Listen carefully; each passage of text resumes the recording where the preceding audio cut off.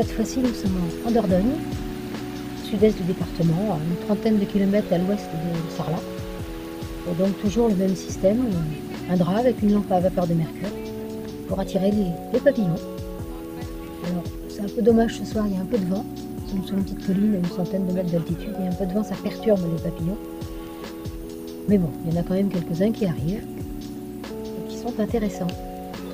Celui-ci, c'est la zosière du poirier. C'est un papillon qui est assez courant, mais qui est très étonnant. On dirait qu'il a une sorte de fourrure. Il est très très beau. Alors là, c'est le bombix disparate. Bon, c'est un papillon aussi qui est assez commun, mais il est souvent nombreux à cette époque. Et ce qui est assez amusant, ce sont ses antennes. Là, c'est un mâle. Et on voit les antennes qui sont vraiment pectinées, comme des sortes de plumes très larges, et qui sont typiques de certaines espèces de papillons de nuit.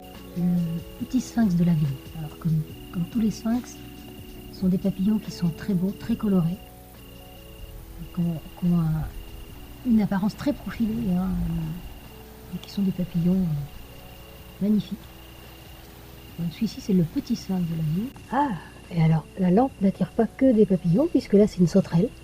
C'est le Phanéroptère liliacé. C'est une très jolie espèce de sauterelle qu'on reconnaît à ses antennes longues. Et ça, c'est une espèce qu'on trouve seulement dans la moitié sud de la France.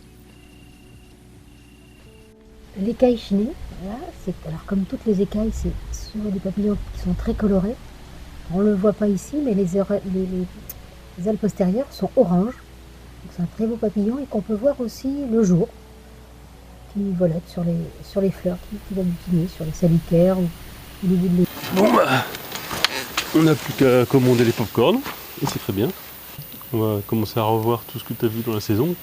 Alors, il est impossible de tout montrer. J'en ai sans doute observé plus de 600 espèces dans l'année. Mais donc j'ai fait une sélection très courte, mais en tout cas de papillons très colorés. Donc ici la bryophile du lichen, que l'on peut trouver dans toute la France, dont la chenille va surtout sur les algues et le lichen. Là c'est une petite espèce très colorée, la pyroste virginale, qui a été photographiée en Dordogne. La chenille va sur le serpolet et la sauge, et on la trouve dans le tiers sud de la France. Là le sphinx demi-pan, qui est une espèce magnifique de grande taille, sans doute 7 cm d'envergure, qui a été photographiée à Sautron, près de Nantes, et qui fréquente, la chenille fréquente les saules et les peupliers. On la trouve dans toute la France de mai à août. Et puis là, enfin, la bâtisse, avec ses couleurs vertes et roses, qui fréquente surtout les ronces, et que l'on trouve dans toute la France, d'avril à septembre. Ça vole partout, ça continue d'arriver. Si on fait de la lampe jusqu'à 3-4 heures du matin, ça continuera toujours d'arriver. Bien. Et sur une belle soirée comme ça, on peut avoir 150 espèces. Voilà, une soirée vraiment intéressante. Super. Bon bah, merci Caroline. Merci.